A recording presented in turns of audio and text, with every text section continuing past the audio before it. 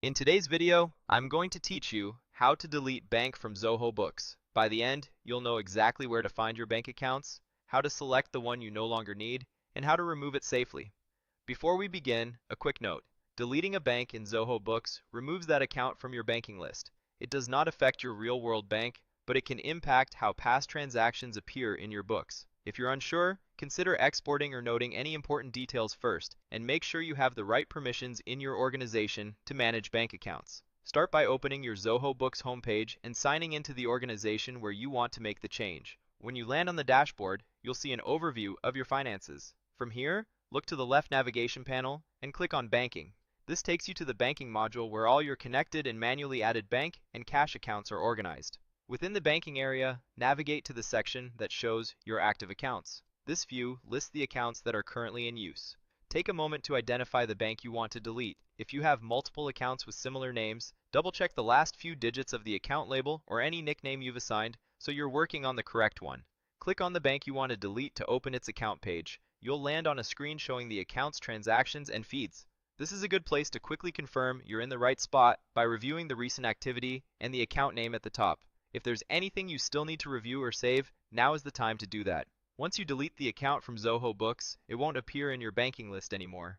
Next, look for the settings icon on this account page. It's usually represented by a small gear in the upper area of the screen. Click it to open the account options. In that menu, choose Delete. Zoho Books may show a warning or a summary explaining what will happen if you proceed. Read this carefully. If there are items that require attention, such as pending statements or transactions, Zoho Books may prompt you before allowing deletion. Make sure anything you still need is handled, then continue. When you're ready, confirm the action by clicking Delete It in the confirmation dialog.